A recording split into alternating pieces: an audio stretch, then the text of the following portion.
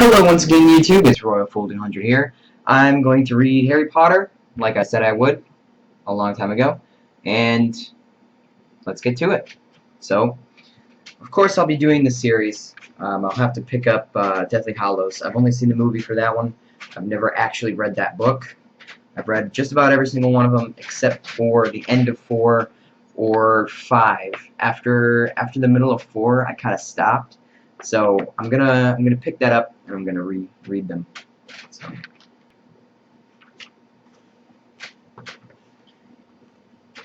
Harry Potter and the Sorcerer's Stone, Chapter 1, The Boy Who Lived.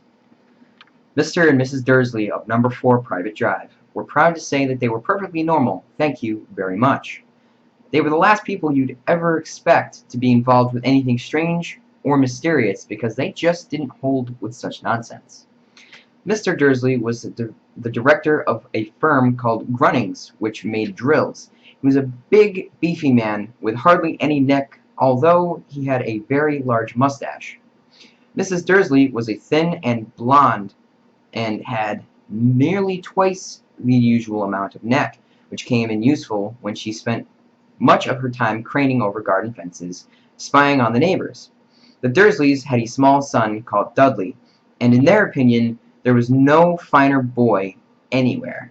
The Dursleys had everything they wanted, but they also had a secret, and their greatest fear was that someone would discover it. They didn't think they could bear it if anyone found out about the Potters. Mrs. Potter was the Dursleys' sister, Mrs. Dursley's sister, but they hadn't met for several years, in fact. Mrs. Dursley pretended she didn't have a sister because her sister and her good-for-nothing husband was as un-Dursleyish as it was possible to be. The Dursleys shuddered to think of what the neighbors would say if the Potters arrived in the street. The Dursleys knew that the Potters had a small son too, but they never had seen him. This boy was another good reason for keeping the Potters away. They didn't want Dudley mixing with a child like that. When Mr.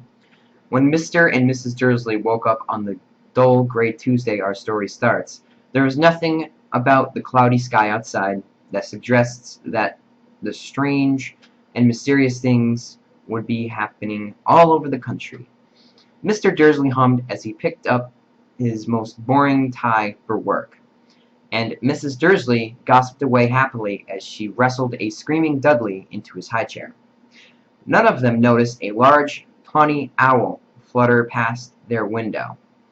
At 8:30, Mr. Dursley picked up his briefcase, pecked Mrs. Dursley on the cheek, and tried to kiss Dudley goodbye, but missed. Because not only was he having a temper tantrum, but he was throwing his cereal at the walls. "Oh, little tyke," chortled Mr. Dursley as he left the house. He got into his car and backed out of Number 4's drive. It was on the corner of the street that he noticed the first signs of something. For a second, Mr. Dursley didn't realize what he had seen. Then he jerked his head around to look again. There was a tabby cat standing on the corner of Private Drive, but there wasn't a map in sight. What could he have been thinking of? It must have been a trick of the light.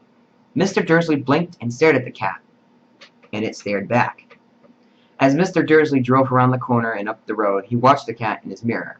It was now reading the sign that said Private Drive. No, looking at the sign. Cats can't read maps or signs. Mr. Dursley gave himself a little shake and put the cat out of his mind. As he drove toward town, he thought of nothing except a large order of drills he was hoping on to get that day. But on the edge of town, drills were driven out of his mind by something else. As he sat in the usual morning traffic jam, he couldn't help noticing that there seemed to be a lot of strangely dressed people about. People in clothes. Mr. Dursley couldn't bear people who dressed in funny clothes, the get-ups you saw in young people. He supposed this was some stupid new fashion. He drummed his fingers on the steering wheel, and his eyes fell on a huddle of these weirdos standing quite close by.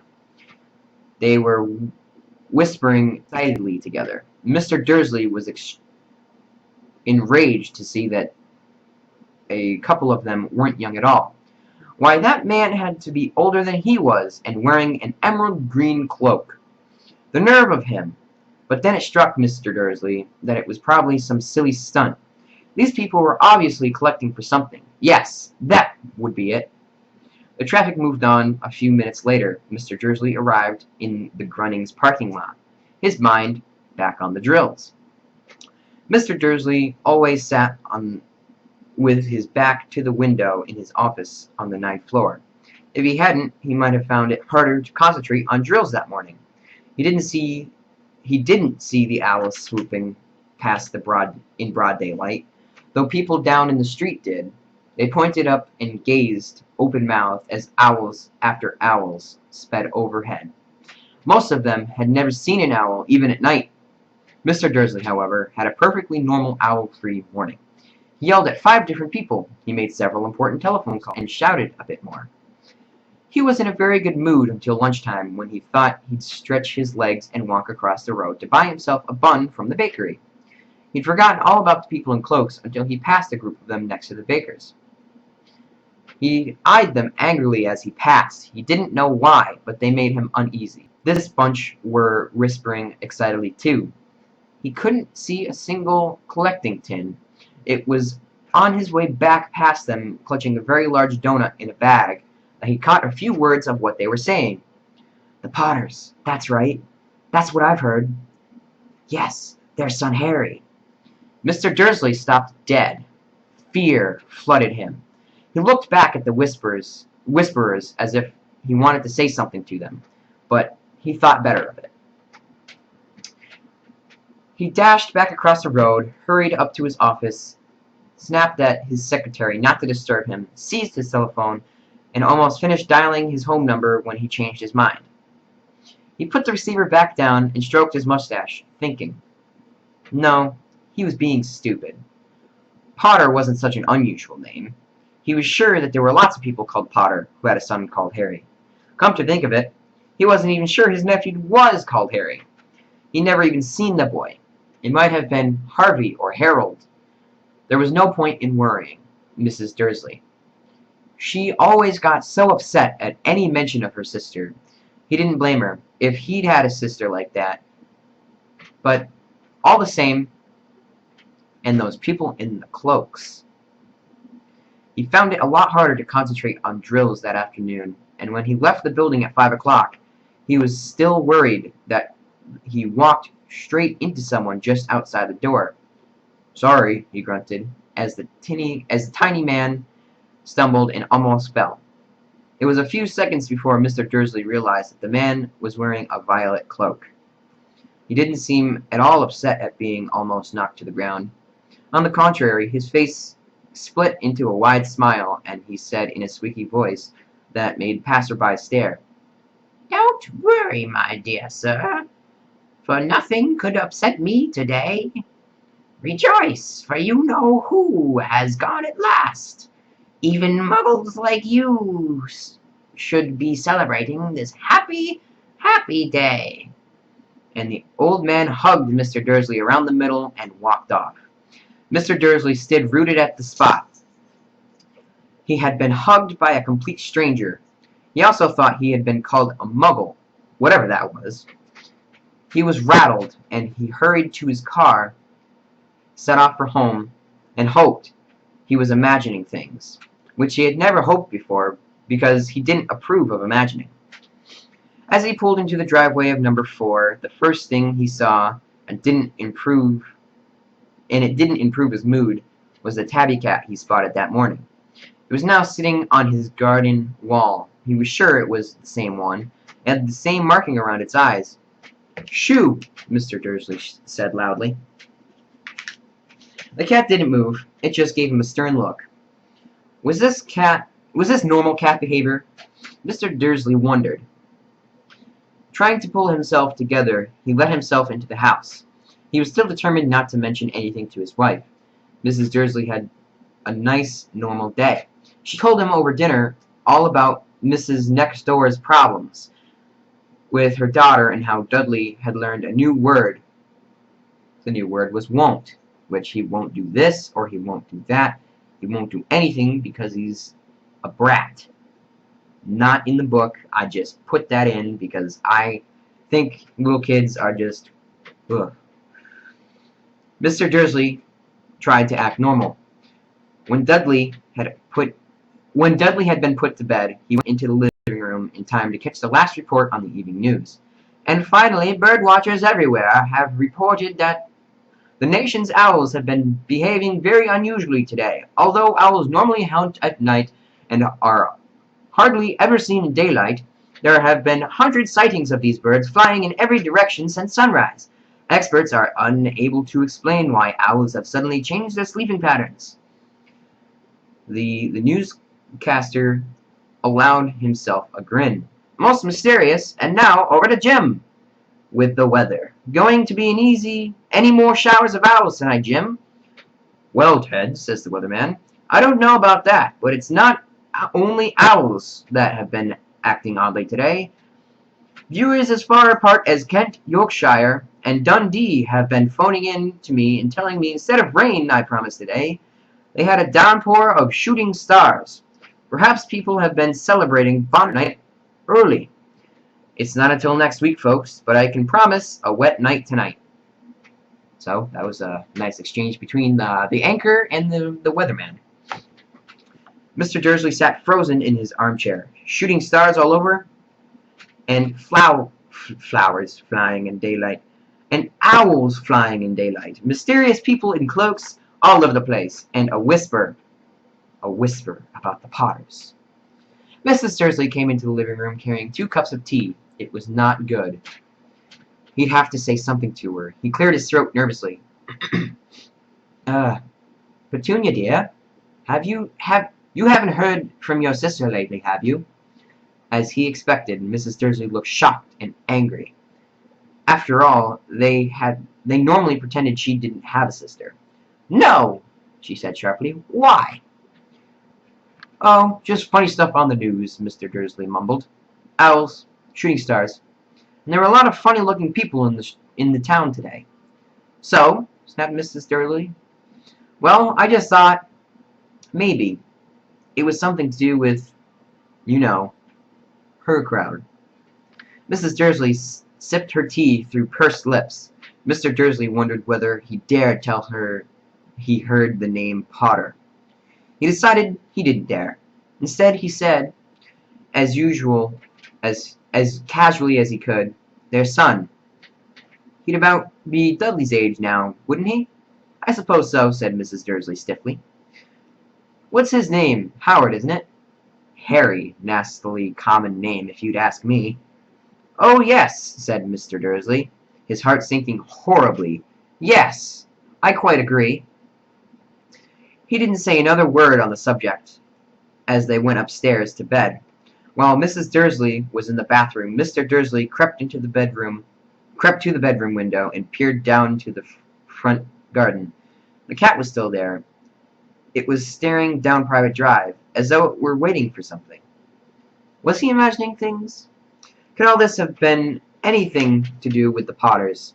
If it got out that they were related to a pair of, well, he didn't think he could bear it.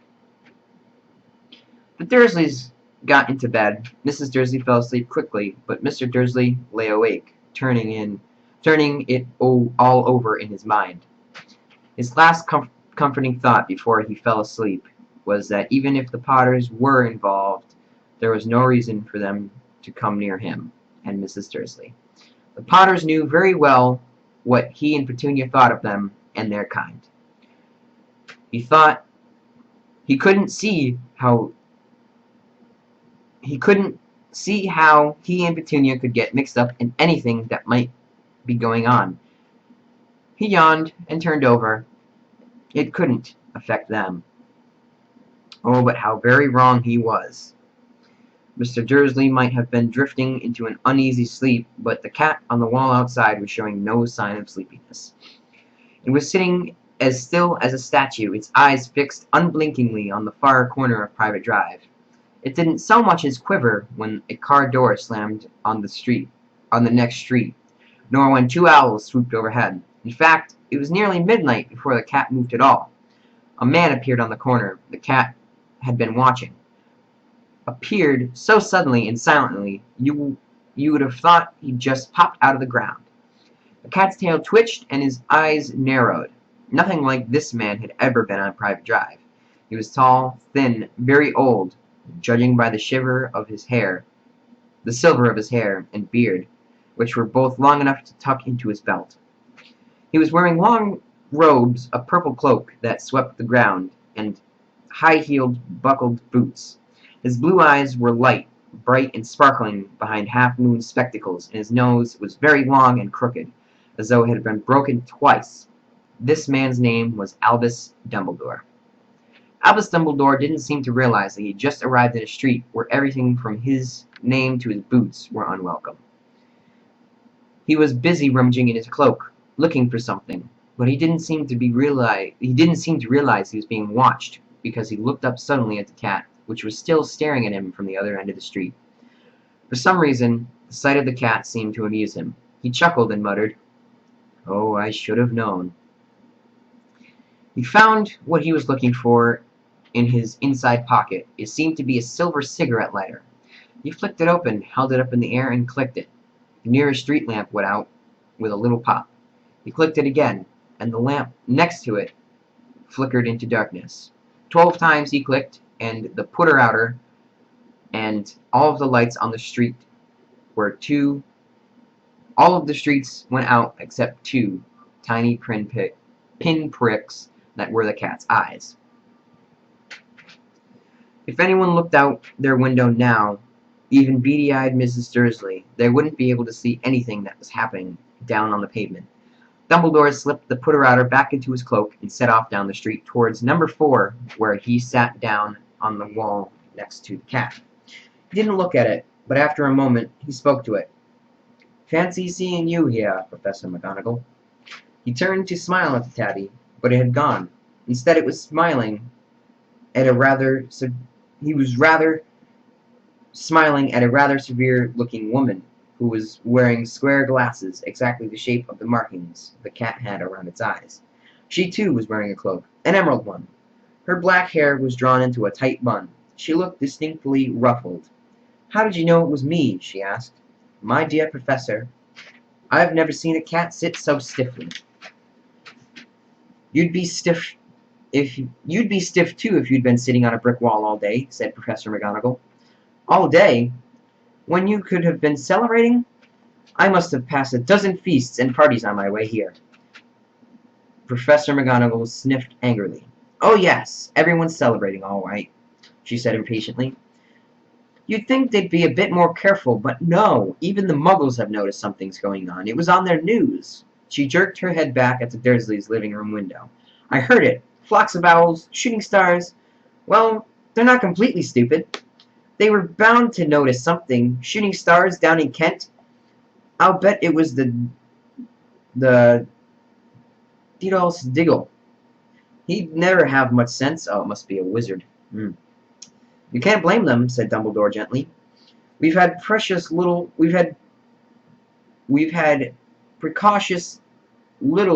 to celebrate for 11 years." "Okay."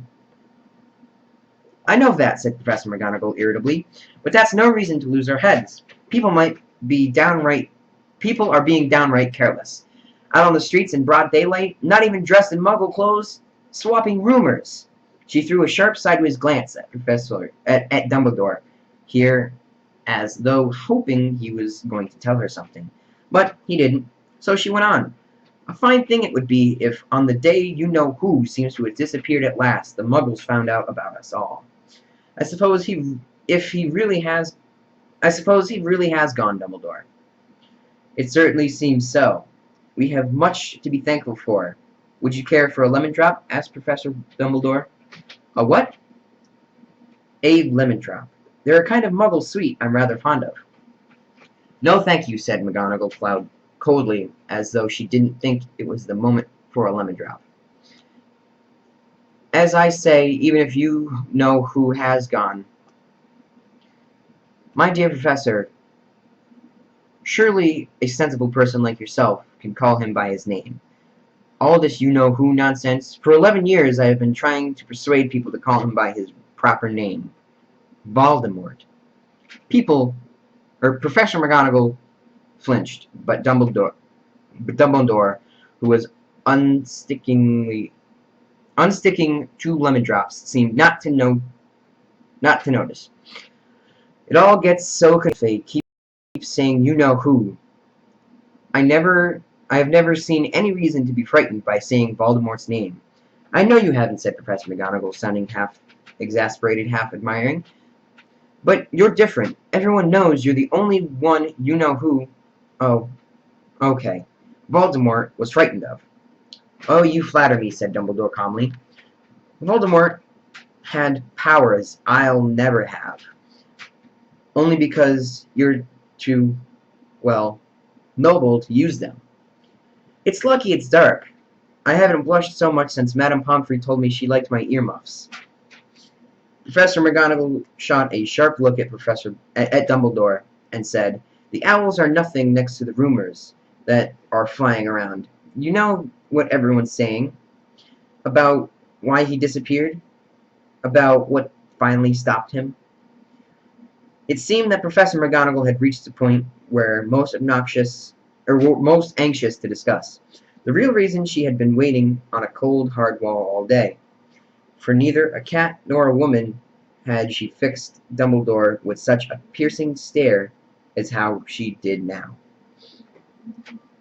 It was plain that whatever everyone was saying was not going to believe it until Dumbledore told her it was true.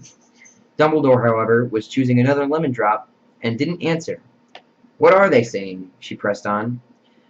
Is that the last night Voldemort turned up in Godric's Hollow, he went to find the Potters. The rumor is that Lily and James Potter are that they're dead. Professor, okay, cut. Okay, 3, 2, 1, resume. Dumbledore bowed his head. Professor McGonagall gasped. Excuse me. Lily and James Potter. I can't believe it. I didn't want to believe it. And, oh, Albus. Dumbledore reached out and patted her on the shoulder. I know, he said heavily. Professor McGonagall's voice trembled as she went on. That's not all. They're saying he tried to kill the Potter's son, Harry. But he couldn't. He couldn't kill the little boy.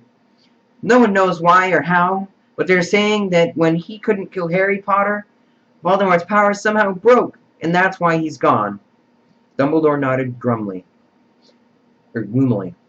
It's true, faltered Professor McGonagall.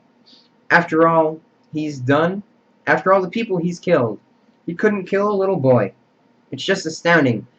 Of all things to stop him, but how, in the name of heaven, did Harry survive? We can only guess, said Dumbledore. We may never know. Professor McGonagall pulled out a lace handkerchief and dabbed her eyes beneath her spectacles. Dumbledore gave a great sniff and took a golden watch from his pocket and examined it. It was a very odd watch. It had 12 hands on it, but no numbers. Instead, little patterns were moving around the edge. It must have made sense to Dumbledore, though, because he put it back in his pocket and said, Hagrid's late. I suppose it was he who told you I'd be here, by the way. Yes, said Professor McGonagall. And I don't suppose you're going to tell me why you're here of all places. I came to bring Harry to his aunt and uncle. They're the only family he has left now. You can't mean, the people who live here? Cried Professor McGonagall, jumping to her feet and pointing at number 4. Dumbledore, you can't. I've been watching them all day. You couldn't find 2 people who are less like us. And they've got this son. I saw him kicking his mother all the way up the street screaming for sweets. Harry Potter, come and live here? "It's the best place for him," said Dumbledore firmly. "His aunt and uncle will be able to explain everything to him when he's older. I've written them a letter." "A letter?" repeated Professor McGonagall faintly, sitting back down on the wall. "Really, Dumbledore, you think you can explain all this in a letter? These people will never understand him. He'll be famous, a legend. I wouldn't be surprised if today he was known as Harry Potter. I wouldn't be surprised if today was known as Harry Potter Day in the future. There will be there will be books written about Harry. Every child in our world will know his name." "Exactly," said Dumbledore, looking very seriously over the top of his half-moon glasses. "It would be enough to turn any boy's head. Famous before he could walk and talk. Famous for something he won't even remember. Can't you see how much better off he'll be growing up away from all that until he's ready to take it in?" Professor McGonagall opened her mouth, changing her mind, swallowed, and then said, "Yes. Yes, you're right. Of course. But how is the boy getting here, Dumbledore?"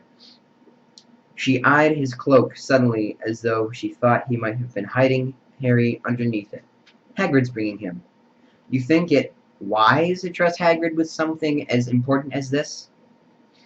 "I would trust Hagrid with my life," said Dumbledore. "I'm not saying his heart isn't in the right place," said McGonagall grudgingly.